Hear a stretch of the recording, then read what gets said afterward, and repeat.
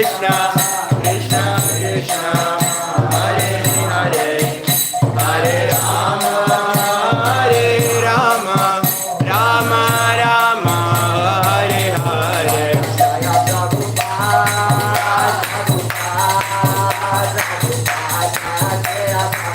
Jaya Jaya Prabhupada,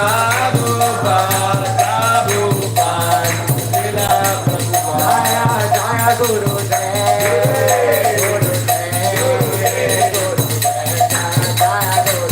Jaya Jaya Guru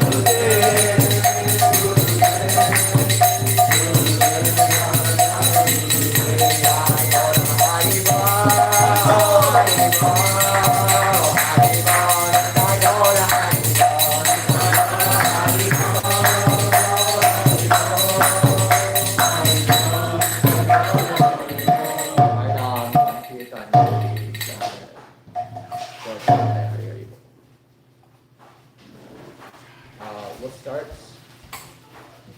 with Mango Charan now. Okay. Om Ajnana Timirandasya Jnananjana Shalakaya Chakshurunmilitam Yena Tasmai Shri Gurave Namaha Shri Chaitanya Manobhishtam Sthapitam Yena Bhutale Swayam Rupakadamayam Dadati Swapadantikam Vandeham Shri Guru Shri Utapatakamalam Shri Guru Vaishnavamsha Shri Rupam Sagrajatam Sahagana Raghunathanvitam Samstajivam Sajetam Savadutam Parijana Sahitam Krishna Chaitanya Devam Shri Radha Krishna Pada Sahagana Lalita Shri Vishakam Vitamsha He Krishna Karuna Sindho Dina Bandho Jagatpate Gopesha Gopika Kanta Radha Kanta Namostute Rapta Kanchana Gaurangi Radhe Vrindavaneshwari Vishabhanu Sutta Devi Pranamami Hari Priye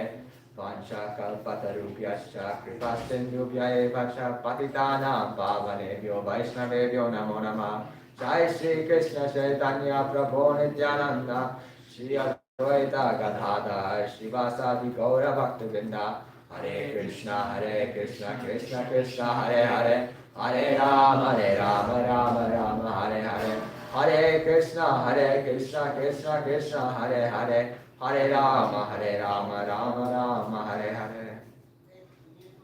Hare Krishna, everybody.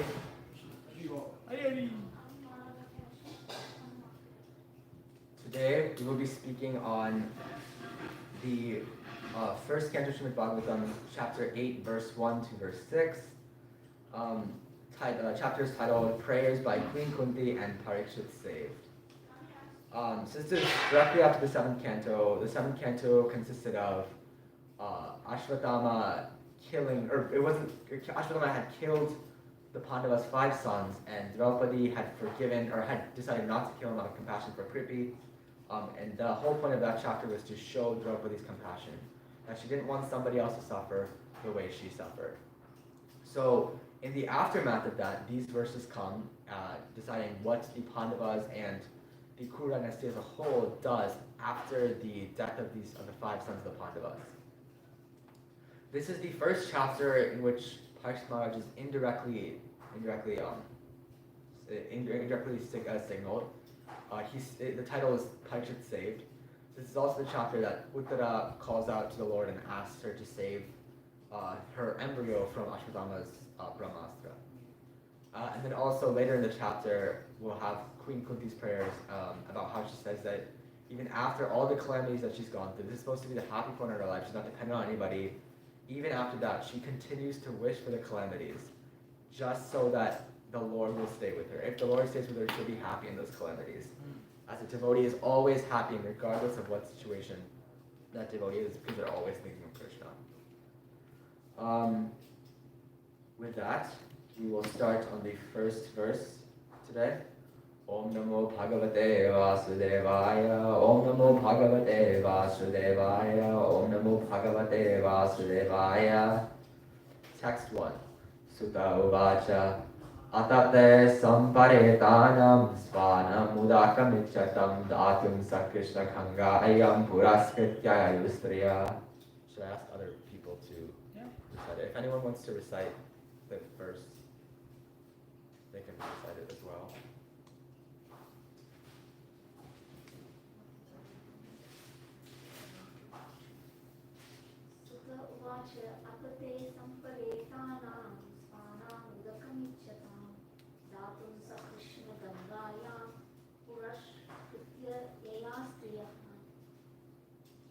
But I think for the sake of time, we'll continue.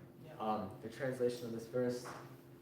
Sutta Goswami said, thereafter the Pandavas, desiring to deliver water to the dead relatives who desired it, went to the Ganges with Draupadi. The ladies walked in front. Purport by His Divine Grace, A.C. Bhaktivedanta Swami Srila Prabhupada Ki Jai. Today, it is the custom in Hindu society to go to the Ganges or any other sacred river to take baths when death occurs in the family. Each of the family members pours out a pot full of the Ganges water for the departed soul and walks in a procession, with the ladies in the front. The Pandavas also followed the rules more than 5,000 years ago. Lord Krishna, being a cousin of the Pandavas, were also amongst the family members. So this verse just describes the ritual that is followed in Hindu society after a member of the family leaves their body. But we specifically say Ganga water here. The next verse will describe why the Ganga water is so significant. So we'll move to the next verse now. Verse 2.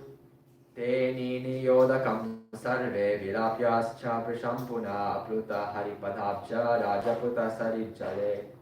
Anyone else like to read it? One person can read it.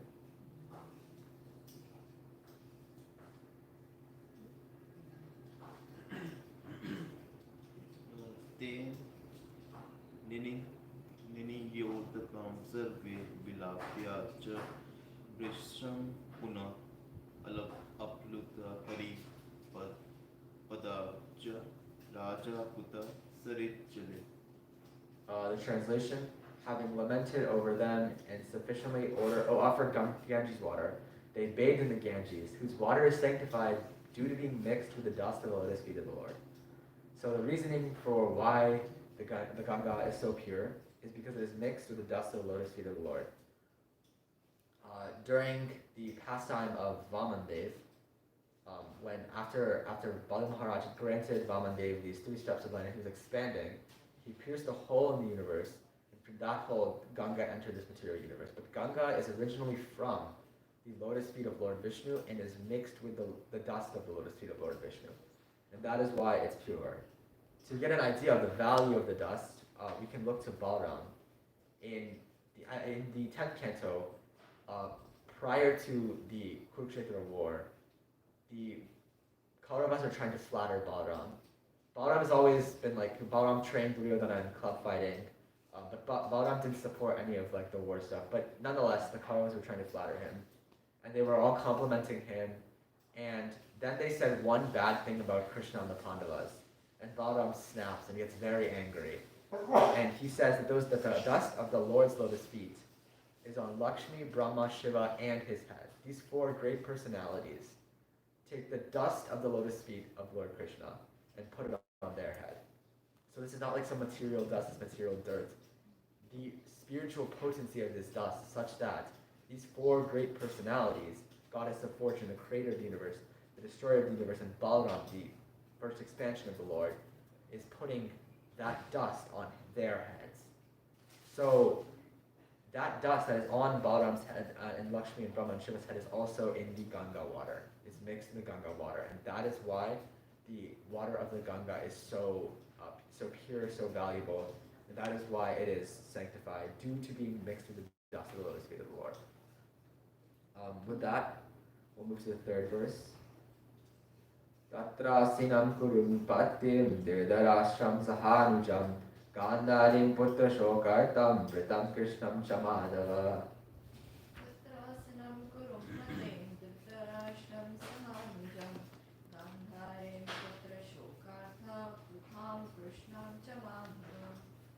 Translation. There sat the king of the Kurus, Maharaj Yudhishthira, along with the younger brothers and Dhritarashtra, Gandhari, Kunti, and Draupadi, all overwhelmed with grief. Lord Krishna was also there. Purport. The battle of Kurukshetra was fought between family members, And thus all affected persons were also family members like Mara Yudhishthira and brothers Kunti, Draupadi, Subhadra, Dhritarashtra, Gandhari, and her daughters-in-law, etc. All the principal dead bodies were in some way or another related to each other, and therefore the family grief was combined. Lord Krishna was also one of them as a cousin of the Pandavas and as a nephew of Kunti, as well as the brother of Subhadra, etc.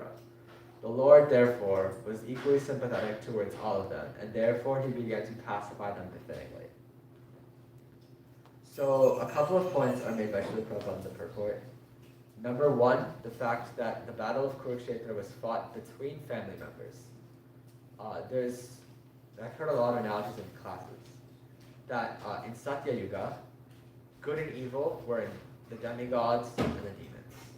And then in Treta Yuga, good and evil were in the same planet but on two different countries. So Ram in Bharat, and then Ravana and Lanka. And then in Dwapar Yuga, good and evil were in the same family, the Pandavas and the Kauravas. And then finally in Kali Yuga, good and evil are in the same person. So we all have these negative tendencies. Sorry, can you speak louder? I can hear from you. Yeah, sorry, Prabhuji. I'll increase the volume. Yeah, you can go. Yeah, so that these good and evil potencies are all within us, and it is our job to purify ourselves through like the process of bhakti, and other processes that are prescribed by our acharyas. But then moving on to the general idea of the purport, that everyone here was grieving because everyone was a family member. Even Kunti, Draupadi, Marjana and his brothers, the winners of the war of Kurukshetra, they were still grieving. This teaches us that this material world is not meant for enjoyment. There's no pure happiness in this material, pure and enduring happiness in this material world. Every so-called happiness has strings attached, has the fine print there. Like, there's a lot of people are like, oh, I want to win the lottery. Winning the lottery, like putting money in and then winning the lottery. And they get very excited when they win the lottery. But then quickly things come, tax issues arrive. But then also family members want money and everyone gets angry and there's so much paparazzi around, they can't get a peaceful life. And they have so much money, they don't know what to do with it. And people, if you follow like what happens to those who win a so-called material happiness in the form of the lottery, it doesn't end particularly well for them. So there's nothing in this material world that is fully happy. So that's the point of the material world is it's perfectly imperfect. It's designed so that it's not 100% happy. So even in situations where we think we have completely achieved happiness, there's always strings attached, and anticipate those strings.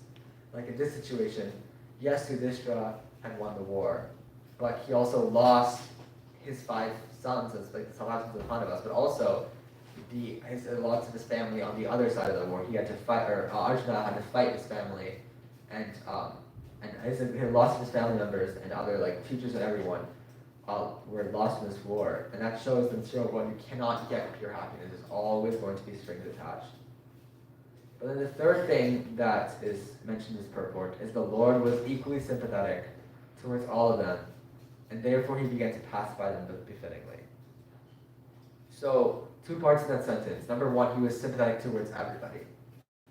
So the Lord is not sympathetic to a group of people or just his devotees. Lots of people say that Krishna is partial, that he's giving mercy to only his devotees and not anybody else. And Prabhupada will elaborate this in a later verse that we'll discuss today as well. But the Lord is like the sun. The sun shines everywhere. He doesn't discriminate. If there's a clean puddle of water and a dirty puddle of water, the sun won't just evaporate the clean water and leave the dirty water there. The sun will evaporate both. But Prabhupada will give the analogy that a brick house will not have, or the analogy that there's some places that the sun just won't touch, that are just dark. If you build a completely brick house and you live in it, you can't complain after that the sun isn't like letting the rays in. It's not that the sun is discriminating against you because of for whatever reason. Brick is just something that the sun cannot penetrate, therefore it will be dark inside your house. If you build a glass house, you'll get only sun. That's just the nature of glass. So the receptive power of mercy is not due to the Lord not giving us mercy, but due to the receptive power of the jiva, whether or not we properly receive the mercy from the Lord. But then the Lord is also equally sympathetic towards everybody.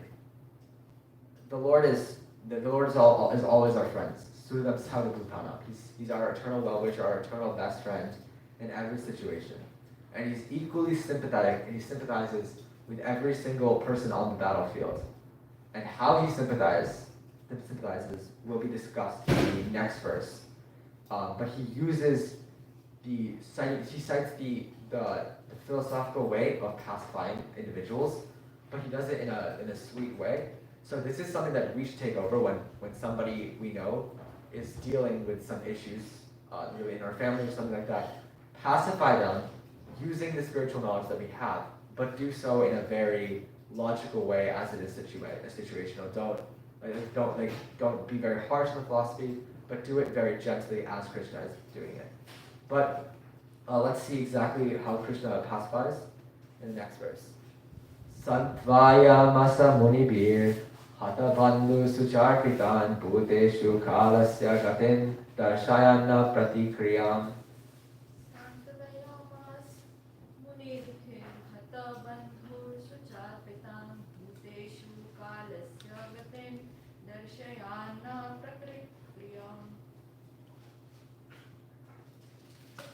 Translation: citing the stringent laws of the Almighty and their reactions upon living beings, Lord Sri Krishna and the Munis began to pacify those who were shocked and affected. Let's read the purport now. These stringent laws of nature under the order of the Supreme Personality of Godhead cannot be altered by any living entity. The living entities are eternally under the subjugation of the Almighty Lord. The Lord makes all the laws and orders. These laws and orders are generally called dharma or religion. No one can create any religious formula. Bona fide religion is to abide by the orders of the Lord. The Lord's orders are clearly declared in the Bhagavad Gita. Everyone should follow him only or his orders, and that will make all happy, both materially and spiritually. As long as we are in the material world, our duty is to follow the orders of the Lord. And if by the grace of the Lord we are liberated from the clutches of the material world, then in our liberated stage we can also render transcendental loving service unto the Lord. In our material stage we can neither see ourselves nor the Lord for want of spiritual vision. But when we are liberated from material affection and are situated in our original spiritual form, we can see both ourselves and the Lord face to face. Mukti means to be reinstated into one's original spiritual status after giving up the material conception of life. Therefore, human life is specifically meant for qualifying ourselves for this spiritual liberty. Unfortunately, under the influence of illusory material energy, we accept this spot life of only a few years as our permanent existence, and thus become illusioned by possessing the so-called country, home, land, children, wife, community, wealth, etc., which are false representations created by Maya illusion. And under the dictation of Maya, we fight with one another to protect these false possessions. By cultivating spiritual knowledge, we can realize that we have nothing to do with this material paraphernalia. Then at once, we become free from material attachment. The clearance of the misgivings of material existence at once take place by association with the Lord's devotees, who are able to inject the transcendental sound into depths of the bewildered heart and thus make one practically liberated from all lamentation and illusion. That is a summary of the pacifying measures for those affected by the reaction of stringent material laws, exhibited in the forms of birth, death, old age, and disease, which are insoluble factors of material existence. The victims of war, namely the family members of the Kurus, were lamenting on the problems of death, and the Lord pacified them on the basis of knowledge. So, this is a longer purport. It's almost 1 page long, the purport by itself. And there's a lot to digest in this purport, so we'll start.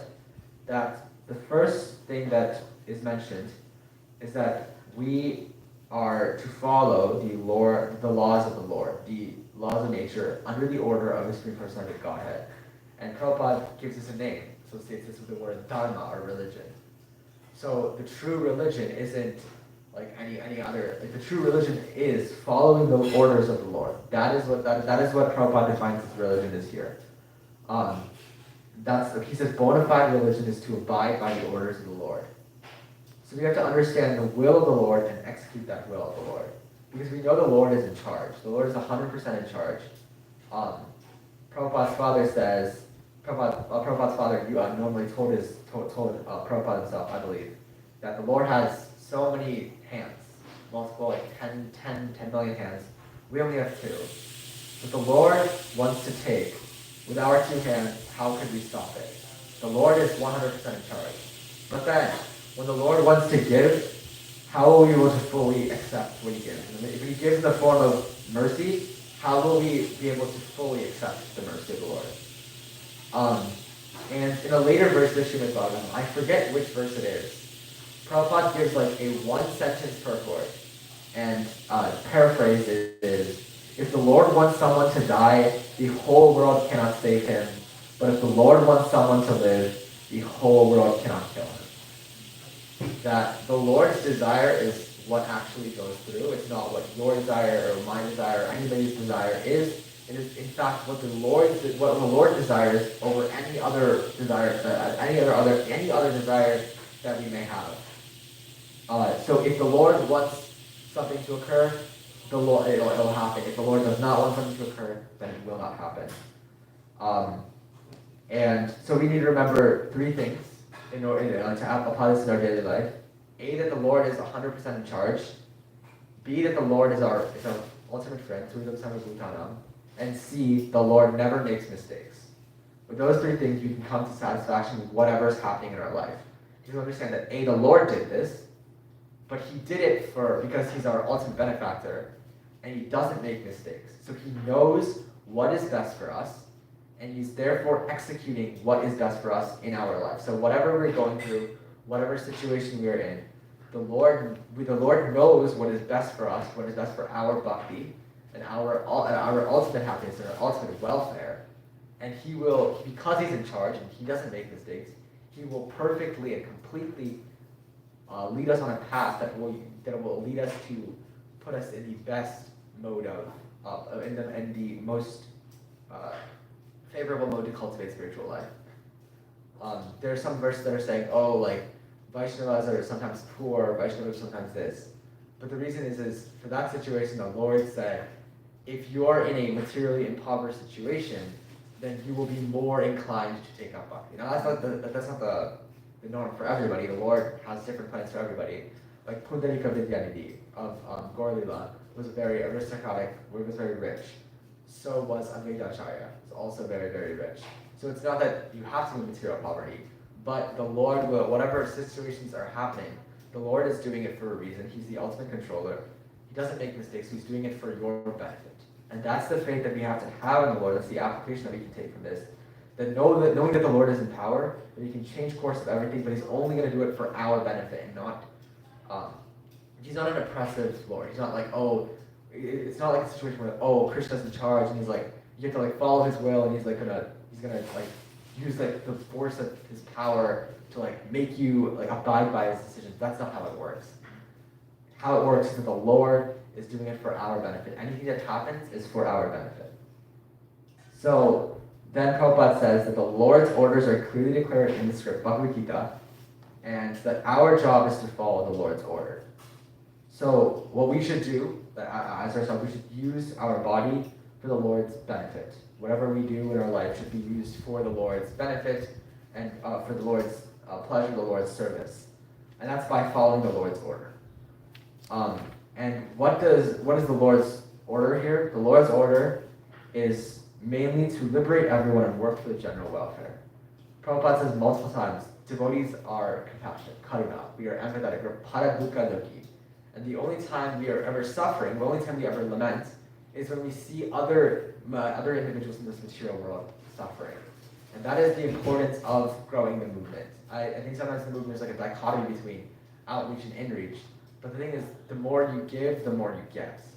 The more you preach and accept other individuals and bring them to a higher level of realization, the more you yourself will be pleasing the Lord, and therefore the more spiritual growth you will have in your own life. So the more you give, the more you get. The more you follow the Lord's order, and the more you work for general welfare and work to liberate everyone in this process of bhakti yoga. That is following the Lord's order. So that is what the Lord's order is.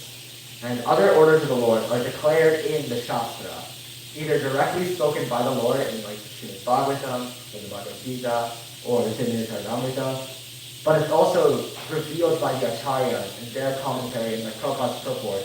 The Lord's orders are revealed to them, and they put them in books that we read to understand the Lord's order.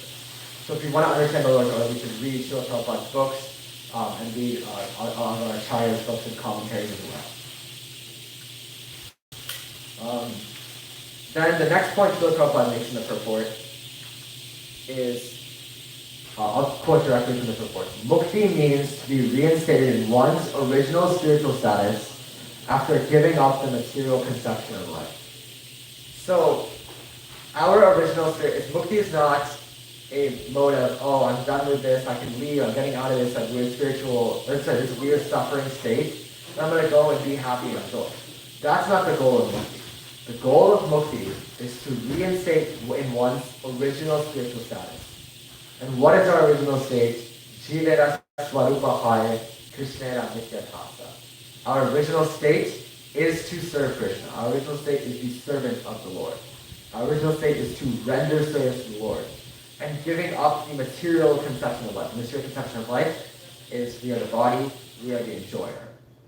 Giving up our enjoyer mentality, giving up our material desires, giving up all our impurities and all our material desires and everything, and only serving the Lord is our original state. So we can be in mukti here if we are in our original state of serving the Lord. We can be liberated, but not. There's examples of like liberated souls being in the material universe if they're only serving the Lord and working for the welfare of everybody. Right now we're in an unnatural state. We're in a conditioned unnatural state. Our natural state is bhakti, and our unnatural state is the conditioned state right now. If you just grab a pigeon from outside and put it in a cage, it won't be happy. That's why we're suffering right now.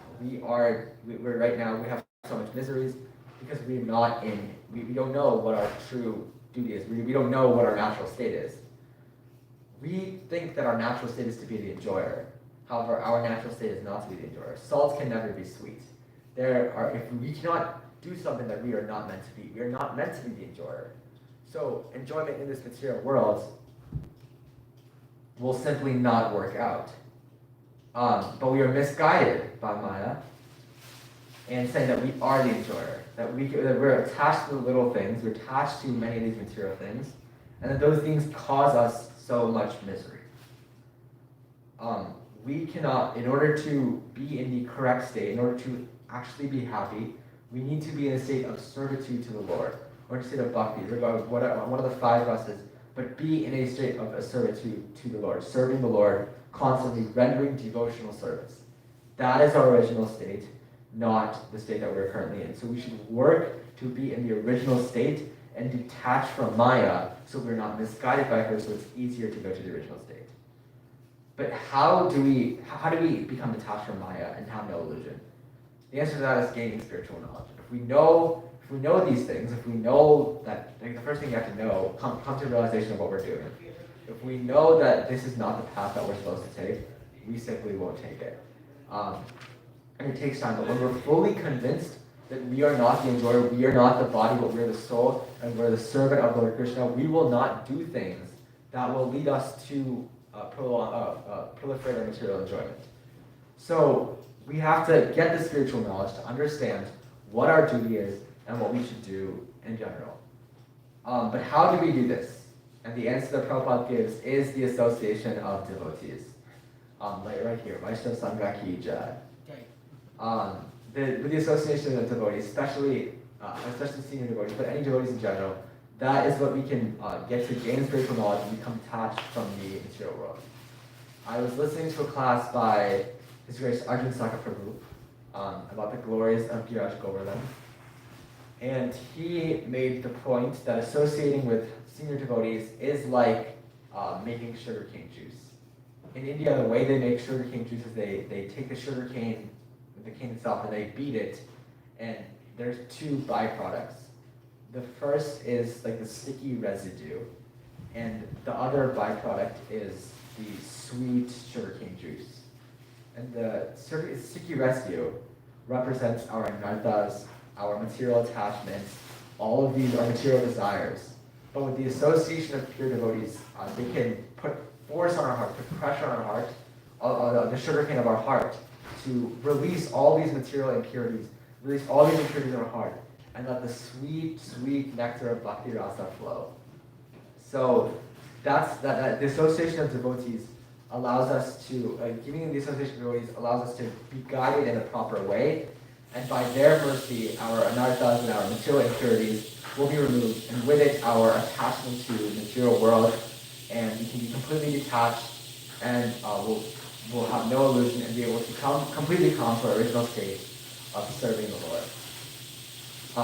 But the general point made by this verse is that Lord Sri Krishna is pacifying on the basis of knowledge.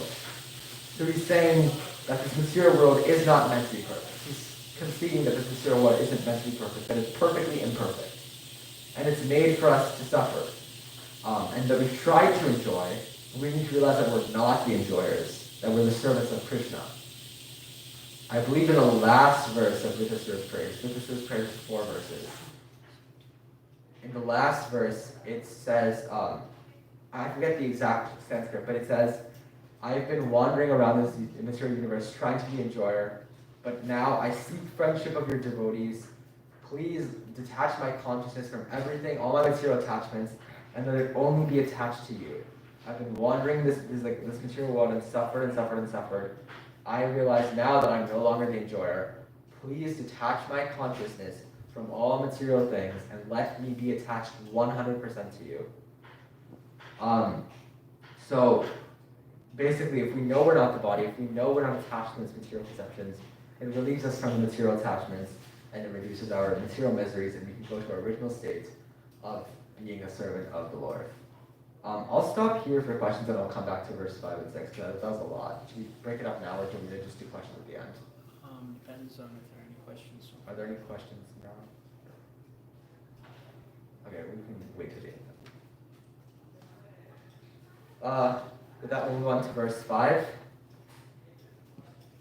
Sada yitva jata shatro svam rajam kitavayritam gatha yitva sato rajya kacha sparsha kshatayusa.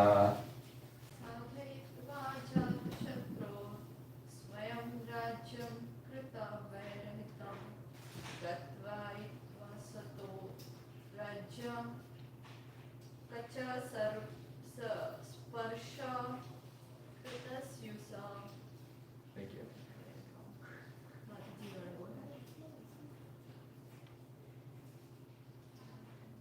You want to read again, or? Yeah, I can go All right, ahead.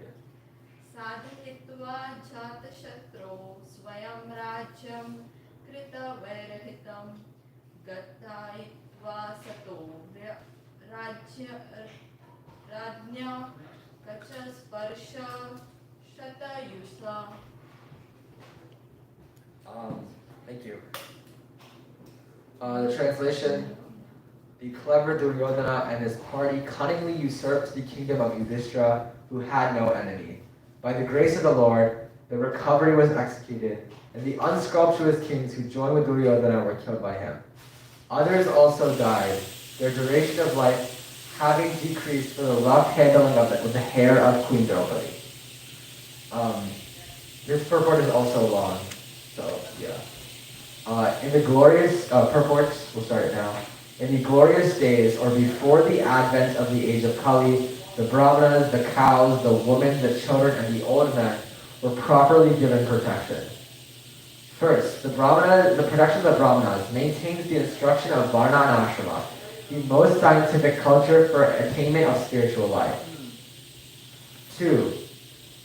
The protection of the cows maintains the most miraculous form of food, i.e. milk, for maintaining the finer tissues of the brain, for understanding higher aims of life. 3. The protection of women maintains the chastity of society, by which we can get a good generation for peace, tranquility, and progress of life. 4.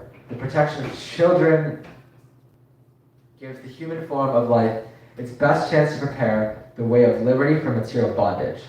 Such protection of children begins from the very day of begetting a child by the purificatory process of Garbhadhana Samskara, the beginning of pure life. Fifth, the protection of old men gives them a chance to prepare themselves for the better life after death. This complete outlook is based on the factors leading to the successful humanity as against the civilization of polished cats and dogs.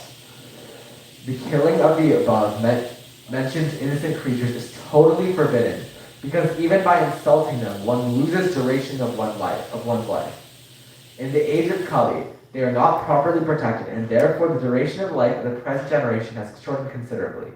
In Bhagavad Gita, it is stated that when the woman had become unchaste for proper production, there are unwanted children called Varna Sankara. To insult a chaste woman means to bring about disaster in the duration of life. Dushasan, a brother of Duryodhana, insulted Draupadi, an ideal chaste lady, and therefore the miscreants died untimely. These are some of the stringent laws the Lord mentioned above. So most of the purport describes the Vedic society and what we will, who we are meant to protect. But before we go through that, we'll go through little things in the translation that I particularly found interesting. Number one, the fact that Yudhishthira had no enemy. And that's because the devotee has no enemy, because they know that Krishna is in everybody. Krishna is in every single jiva. Krishna is there in the form of Paramatma, the spirit soul. And because the devotee is also compassionate, they want to work for the welfare of all. We already mentioned that the devotee is, we've seen it with Draupadi, but also with like Srila Prabhupada and other devotees. They're truly compassionate, that they give up like whatever happiness they have, so that other people will not suffer, and will not ultimately suffer. And because the devotee is compassionate, they're working for the welfare of all. And if they're truly compassionate, they're not going to have any sort of enemies, because they want the genuine best for anyone in the form of being the original state of life. They will not have enemies. The second point in the translation is, by the grace of the Lord, the recovery was executed, and the unscriptures came to rejoin the Duryodhana were killed by him. The key word here is by the grace of the Lord. It says clearly, like, it always happening by the Lord's mercy. We've already discussed how everything happens as per the Lord's wish, as per the Lord's desire. Because Krishna's side is always victorious. No one will ultimately, in the end, be harmed. Because Krishna says in the Bhagavad Gita, let it be declared to the world that my devotee will never perish. He boldly states, he's not like saying like, oh, my devotee may perish, my devotee. Boldly says, let it be declared to the world that my devotee will never perish, because the Lord always protects his devotee. We saw the Lord stole here from Madhavendra Puri. The Lord made 6 false theories to uphold Giriraj Govardhan, or to worship Giriraj Govardhan. And then when the Indra started inundating Vrindavan, he uplifted that same Giriraj Govardhan, moved a physical mountain for his devotees. This is the mercy of the Lord that gives the devotees, because the devotees have received the Lord's mercy. Everything happens by the grace of the Lord. So we should take shelter of him. And every endeavor, spiritual endeavors, will be successful, because by his mercy only by his mercy they are successful. But the rest of the purport that is described is the protections given in the Vedic society. How the Vedic society is different than the society, what we're supposed to protect and who we're supposed to protect in the Vedic society. And Prabhupada mentions 5 in the purport. The first one, we'll go through them quickly. The first one is the Brahmanas. We chant normally, Namo Brahmanya Devaya Go Brahmana Hidaya Cha Jagatithaya Krishnaya Govindaya Namaha. That Krishna is the protector of the Brahmanas. He's worshipped by the Brahmanas, but also the protector of the Brahmanas and the cows. Because the Brahmanas are very, very dear to the Lord. So when we protect them, we protect the bona fide Brahmanas who are worshiping the Lord and are dear to the Lord. we protect the purpose of varnashrama. The purpose of varnashrama is to elevate us to a higher spiritual position. If we have the societal system, but we don't actually get elevated, it's not meant for its purpose. So protecting the bona fide brahmanas is protecting the purpose of spiritual knowledge in varnashram, and that's the way that we get more spiritual knowledge, by associating with bona fide brahmanas who are also Vaishnavas, and that way we attain a higher spiritual knowledge. The second entity that should be protected in Vedic society are cows. Cows are one of our 7 mothers. The reason is they provide us with milk. We often call our cows Gomata because they're our mothers, they provide us with milk. And this milk provides us with food and nutrition and brain power for higher scientific understanding.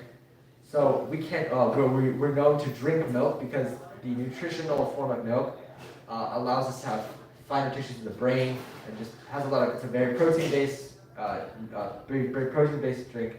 It is a very healthy drink for all of us to eat, and they come from cows. So for those reasons, and the fact that the cows are again dear to the Lord, we should always be protecting cows. We should put cow protection as a priority. That was one of Srila Prabhupada's priorities. Wherever he tried to establish a farm for cow protection. He often spoke against the mistreatment of cows currently, and he endeavored to make sure cows were not mistreated, or were not continued to be mistreated.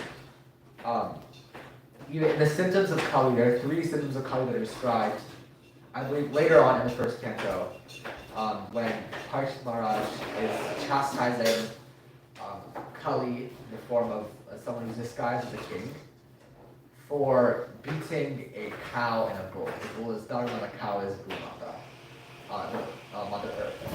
The first one is the fact that Kali was unqualified to be a leader. So unqualified people will be leading our government, and they will be wreaking havoc on our world. The second quality of the age of Kali is that the last leg of Dharma, truthfulness, will be gradually beaten as time goes on. And the third leg is that the cows and the earth will not be protected of Kali. We very seriously see both of those, that the earth is not protected well in this age, and neither are cows. So it is our job to endeavor for the protection of cows as well. And the third entity that Prabhupada mentions in the purport that we should protect is women. Women, we need to protect women because they give birth to children and all that. And we've seen in Kali Yuga that decline. We see more cases of sexual harassment, domestic abuse, rape, sexual abuse, all these different things that are rooted in lust going uncontrolled, and also women not given the respect that they deserve. We see a lot of situations that have these occur, and it's clearly stated in this purport that we are not for any of that. We stand strongly against that because the protection of women is very important. And also later in the purport, it says that the violation of women was exactly why Duryodhana and Dushasan and everyone in that family who stood by, their lifespan was shortened. And we see that today, that after if someone offends someone in their career, if someone violates a woman, then we see that their career comes down. Just by the laws, we see everyone gets upset, and rightfully so, because it's stated clearly here that when you violate a woman, your lifespan is shortened. You're punished. It's a very stringent punishment, and these laws are very strict. That when you violate a woman who's supposed to be respected, and they're not given the proper respect, negative things happen. So especially here, Prabhupada mentions that we need to, as part of Vedic society, respecting and protecting women is of the utmost importance. The fourth and fifth entities that Prabhupada mentions that we should protect are on the opposite sides of the spectrum: young children and older men. Prabhupada mentions that we should protect young children. The fourth one is young children. We should protect a child and make sure they're growing up nicely in an environment that is suitable for Krishna consciousness. Because this is when their life starts. This is when we can. It's the best chance to prepare the way of liberty from material bondage.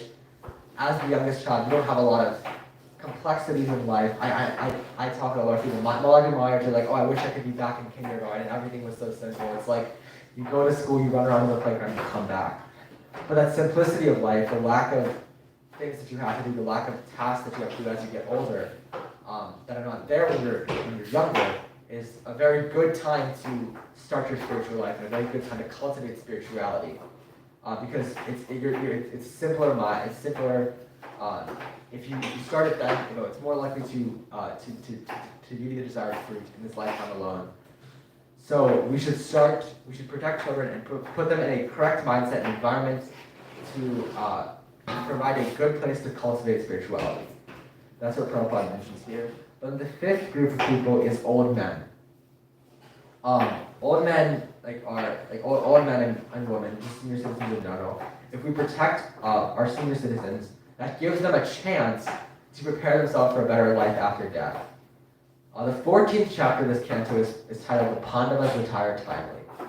And the point of that is, after some time, we have our four spiritual orders. We have Brahmacharya, Grihastha, Vanaprastha, and Sannyasi.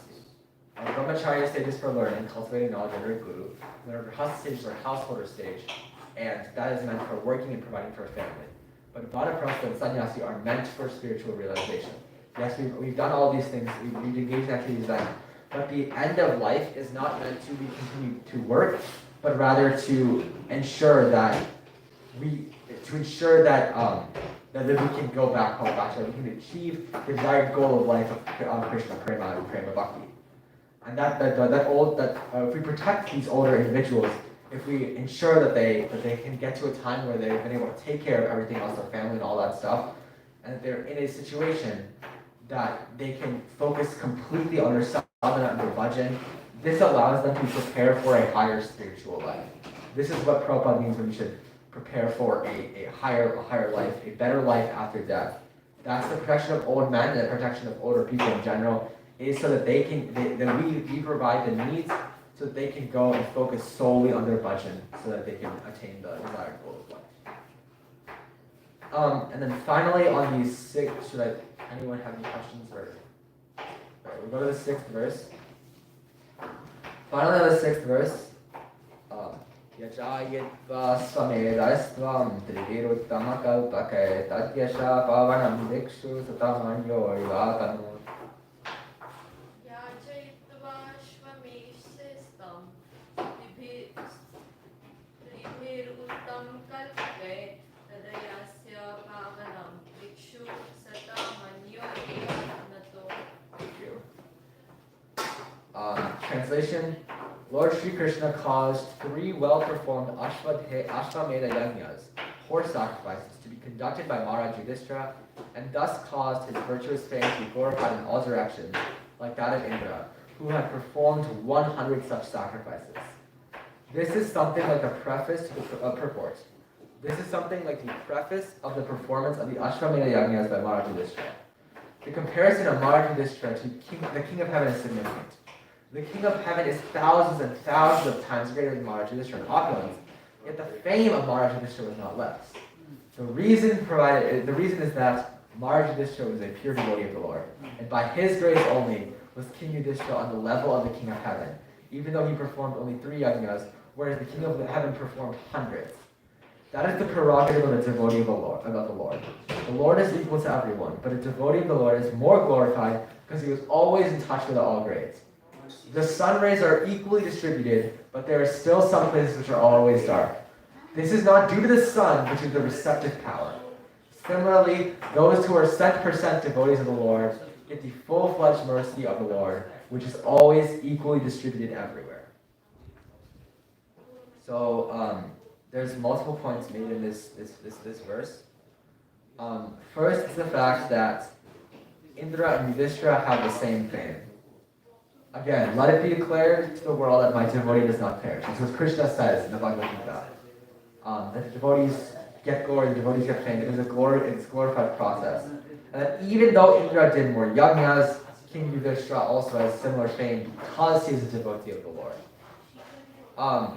But if the devotee is getting more fame and more power, then the question about the partiality or the impartiality of the Lord comes into question again. Whether or not the Lord is impartial to everybody or not. But Prabhupada states here, the sun rays are equally distributed, but there are some places which are always dark. This isn't due to the sun, but to the receptive power. And similarly, those who are 7% devoted to the Lord get the full-fledged mercy of the Lord, which is always equally distributed everywhere.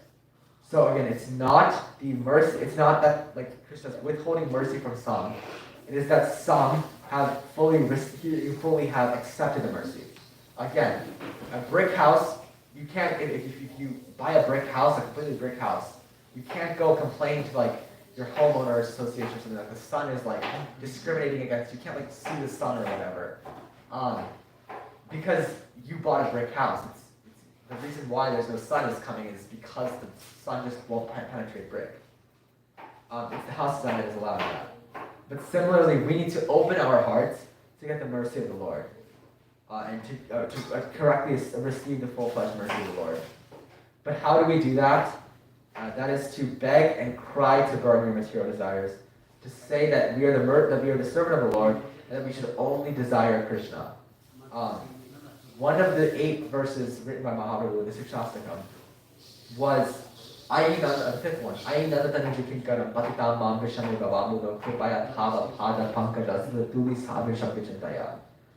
That Mahaprabhu says, I am the servant, I am the eternal servant of Nanda Tanuja, the son of Nanda. But because I wanted to enjoy, I came into this material world and I engaged in fruitive activities. And I'm in this bhavamrita, this material ocean, being thrown around in this ocean of distress, and I'm trying to enjoy, and I'm not able to enjoy. But I realize that I am your servant. And now I understand that I'm your servant, and I beg for you, I bow down and I take shelter of your lotus feet, and I beg for your causeless mercy to be distributed upon me. That is what the Shastakam says. That if we have to beg and cry to burn our material desires. I was listening to a talk by Gopal Krishna Maharaj, and he says the way to get Krishna is to beg and cry to burn the material desires apart. To have no desire in the heart except for Krishna. We have our three deities in Vrindavan, Nityana Charadamrita. The 3 deities that Krishnadas Kaviraj Goswami offers prayers to at the beginning of the Adi Lila is Madan Mohan, Govinda Dev, and Gopinath. Madan Mohan represents Sambandha. Govinda Dev represents Abhideya, or the process of which we get to the goal of life, and preparation is the goal of life. But Sambandha is the drive and the desire to get into to get that goal of life, prema. I was listening to a class at Amrita Prabhu, and Amrita Prabhu says that when he was in 8th grade, he had friends who had such drive to get into IIT, like a very prestigious university in India. So the point he was making is that if you want to get into the Ivy Leagues, if you want to get into MIT or whatever, you have to have the drive, the strict drive to get it. He gave another example. A rocket escaping the Earth can't just have fuel. It has to have a strict, strong acceleration. I believe it was like 11 meters per second squared or something like that. A strict acceleration, a very, very strong desire to get out of the atmosphere. And just like that, we have a firm drive and firm desire to only desire to desire Krishna. Firm desire and firm drive to get Krishna. So, in order to get that desire, we need to beg to the Lord to burn our material desires, so we only desire Krishna. There are two examples of birds that are quoted in the scriptures. The first is the Chakora. The Chakora in India is known for only coming to the moon. Only coming from the moon. That the bird will come out at night and look to the moon at night and sing to the moon and die. It's only attracted to the rays of the moon. The analogy here is Krishna, like the moon of Krishna is distributes the rays of the moon everywhere. But the devotee of Krishna, the Chakora bird, is only focused on the moon, only focused on Krishna, not focused on anything else, only on Krishna. And the second bird is the Chataka Paksha, the Chataka bird. And the story goes that one time this Chataka bird saw a rain cloud and opened its mouth to get water. And even though it was sitting in the Ganga water, it looked up and died with its beak open, waiting for the rain cloud to distribute its rain. And the lesson here is that when we have Krishna in our heart, we don't desire anything else. Even if we have a bunch of material enjoyment, the river here is described as material enjoyment. The Bhakta Bhakta was still just so determined to get only the mercy of the Lord, only the rainwater that comes from that cloud. And that comes from the cloud. So it died with its beak open to that rain cloud, saying that we will only desire Krishna. This desire to only desire Krishna is what's getting us the mercy of the Lord. That we have to desire to have no material desires, to desire to have all of our material desires burned, to only be attached to Krishna. That determination gets Krishna to bestow his mercy on us. In the Chaitanya Charitamrita, it's mentioned that King Prataparudra, the king of the king of the state of Odisha, wanted to meet the Lord. He was a great devotee, but the Lord wanted to maintain his credibility as a sannyasi, so he refused to meet the king. But it's mentioned multiple times that because Maharaj Prataparudra had such a strong determination to meet the Lord and to get the Lord's darshan, the Lord accepted. And later on, the Lord enters a garden and he meets Maharaj Prataparudra. But the point is that the determination of this king to meet the Lord was so strong that the Lord was to come. So if we have determination, if we have the mercy in the form of determination to serve him, we will eventually get that. But we have to beg for mercy. We have to cry Krishna for the mercy and fully accept it. The acceptance of the mercy, the receptive power is saying, I only want you. I am your servant. I am your servant, but I fell into this material world, and I beg for your eternal mercy, and I'm submitting myself at your lotus feet. That is a summary of that fifth verse of Shikshashtakam. And yeah, the process of getting mercy is begging at the Lord's lotus feet and saying that we want to be a servant again and to ask for his cause of mercy. With that, I'll conclude for today. Vancha kampata rupyascha kripasindhubhya eva cha patidana bhavanebhyo vaishnavebhyo. Srimad Bhagavatam ki Yeah. Hare Krishna. Thank you, Rahul Prabhu, for that excellent Bhagavatam class. We will take questions, comments, concerns, arguments, anything of that about. Let me check YouTube, anything on YouTube. Does anybody have any comments, questions, anything like that? Anybody? Well, I had a couple things. I was thinking about some of the points you were making. These verses preluding the prayers of Queen Kunti are really important, and the prayers that Uttara makes for protection of Parikshit in the womb, and how Krishna reciprocates are very important. And it was nice to see in the beginning how Vedic culture was there that year. That it's not that I killed you, you killed me, and then you were my enemy. They were all grieving. Everybody was grieving. The whole family was grieving. It's still family, you know. And it's described that after the fighting would happen in the day, Duryodhan and his soldiers would come over to Krishna's camp, and they would have meals together. You know, that's unduplicitous fighting. But as we saw in the 7th chapter, there is still, even though it was very unduplicitous and it was like very moral fighting, we still saw unmoral fighting in Ashwatthama, and there was no reason for him to kill the sleeping sons of Draupadi. It's described that you're not allowed to kill anything that's not an aggressor. Like even if an animal doesn't, like a snake, if someone asked Prabhupada can I kill a snake? Well, Prabhupada said if it tries to attack you, or it's trying to do you harm, then you can kill. That is fine. But then if it is not attacking anyone, then you're taking its karma, you know. And someone, in the same line, someone asked me, Prabhupada, if there's a rat in the kitchen, can you kill the rat?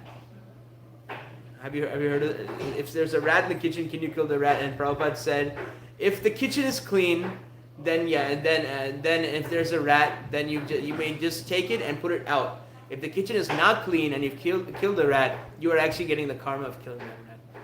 So you should keep it's your fault because you're keeping the kitchen dirty. The rats are coming, you know. So if you keep the kitchen clean, it'll be fair. So I was talking about Draupadi's killing, and I like that last point you were making about really getting the mercy of humility. You know, I was hearing. You know, I've been really getting into these Prabhupada memories, those following Srila Prabhupada's. And Prabhupada was in Rome, and Prabhupada was doing his walk around the Colosseum or something. And someone asked Prabhupada, what is real humility? I even posted on the ISKCON Columbus WhatsApp. And then so Prabhupada answered, real humility is to have the firm understanding that nothing can protect you, not your family, not your money, not your gun, not your military. Nothing can protect you except the lotus feet of Krishna, you know.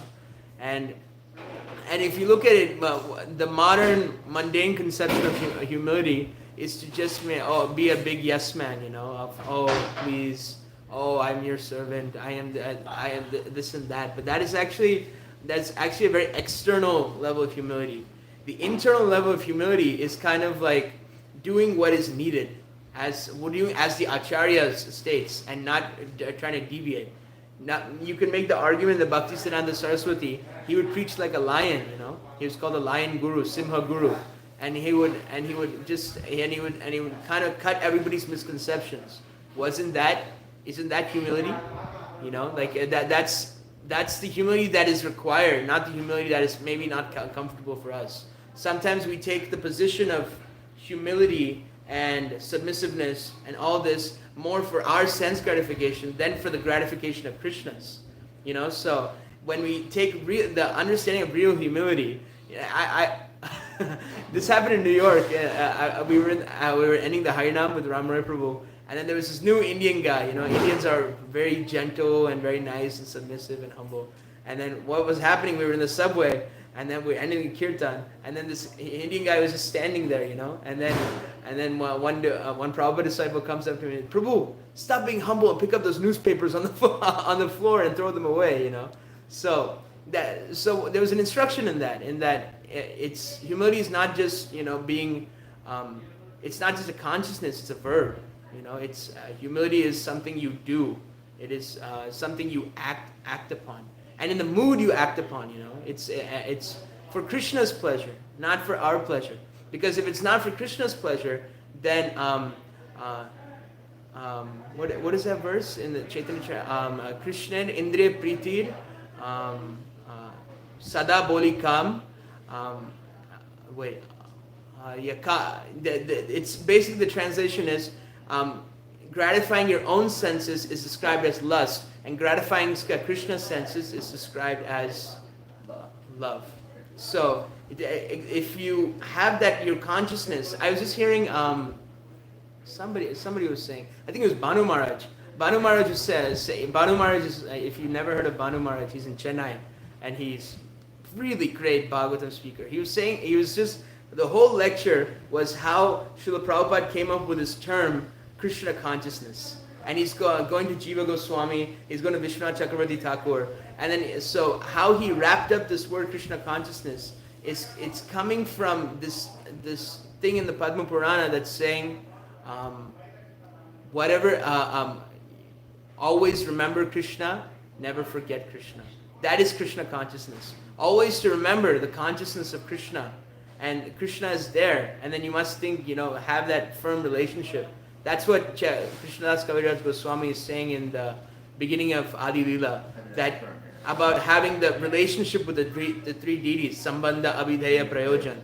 You know, Radha Madan Mohan, Radha Govinda Ji, and Radha Gopinath. You know, having that relationship with Radha Madan Mohan, the Sambandha, that's when that relationship starts to come.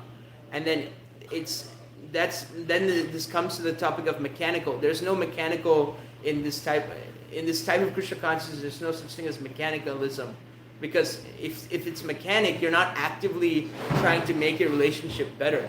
So that means your sambandha is not strong. Yeah, it's like if it's just Abhidaya, it's just the process without the drive, it's mechanical. Yeah, then it just becomes mechanics, right? But if you have firm sambandha and then you can do abhidaya, then prayojan becomes easier.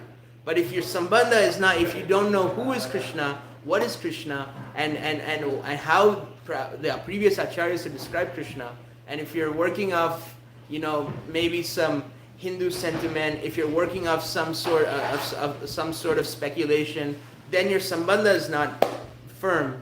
Then it becomes the situation I'm in, 5, 6, 7, 8 years of Krishna consciousness. Why am I here? What am I doing? And then you become a loser. Loser, not in the modern term. Loser, like you're not getting the whole. You could be getting much more, but then you're not. You're getting like a bad end of the bargain. So those are some thoughts I had. I know I was everywhere, but those are some thoughts that I kind of noted down in my thoughts. I'd like to hear your response if you had any comments on that. Yeah, I think that humility is not like, oh, I'm like, humility is not just defined as like I am like lower than you, or I'm like that. And I think one time a disciple went up to Prabhupada and said, I am like the most fallen, and Prabhupada snapped back, you are not the most anything. To show that it's not like humility is not just like I'm low, I'm that. Like you have that mentality, but that's not what humility is defined by. Humility is defined by, again, like understanding that you are powerless, that you are insignificant compared to Krishna. And I think Bhakti Tirtha Maharaj defines that humility is not thinking less of yourself, but you're thinking of yourself less. That you're only thinking, you're fully absorbed in Krishna consciousness. You're not thinking of your own material, like your own material desires, own things like that. You're fully absorbed in Krishna. You're not thinking of yourself. You're only thinking about Krishna and how it's serving. That's true. That's true humility. Yeah. So, So the point of humility is made well. And then the point of the sambandha, I agree with. If we don't have a firm desire to do anything, it's hard to do it. Even if we if we get onto it in our life, we're just doing. If we're going to school, going to work, with the drive to go to school and to learn something, to go to work and do something productive and make money or whatever. If you don't have that drive, it becomes 10 times harder to do it. It becomes so you're dragging yourself through the day, you're dragging yourself to this, but you have to increase that desire and drive for Krishna. That we may have drive for other things, but it's sambandha and abhidaya. It's not just the actions of what you do, it's the consciousness in which you do that action. Mm-hmm. So you may be engaging in the process of devotion service, but you have to have the desire to do that. But similarly, if you just have the desire and you don't do anything, it's not. They have to work together. There's two sides of the same coin. Two sides of the same coin. They have to work together, and then with that, you get the goal of life. You get the goal. Thank you very much. Does anybody else have any other thoughts? Naeem? Nothing? Vardhan Prabhu? Nothing? Mataji? Anybody? Kirti? Nothing? Yeah, it was just it kind of you were mentioning that part of the Manasa Chandra Chakora. That what was the second bird you were saying? That's I can see the lecture that I'm going to study, but I don't think is that Vibhavati? Yeah, this is Vibhavati Shesha. So Manasa. So it says that the 8th verse, Yamuna Jivana Keli Parayana Manasa Chandra Chakora Nama Shudharasa Gau Krishna Yasa Rakova Chana Manamora. Lord Krishna is the life of the river Yamuna. He is always absorbed in amorous pastimes, and he is the moon for the Chakora birds of the gopis' minds. O mind, obey these words of mine and sing the glories of Sri Krishna in the form of these holy names, which are full of nectarian mellows. We were discussing this about how symbolism in the Bhakti tradition. It's kind of you have these chakoras who come out only during the moon, right? Same thing with the lotus. It only unfurls through at night with the full moon, And also the swan is actually quite symbolic as well, in that when you see a swan, it's in a muddy water, and then it uses its beak to take the clean water from the bottom and leave the mud on top. So birds are very, even in the fourth canto, the beautiful descriptions Yeah. of birds as So well. many birds, yeah, but yeah, the whole bhakti tradition, it's not like do this, do that. Well, acharyas are very vividly describing in so many analogies the process of bhakti for making it easier for us to conceptualize it. Yeah. Well, since there are no questions, we can end the Bhagavatam class now. Hare Krishna. Shriman Rahul Prabhu ki jai.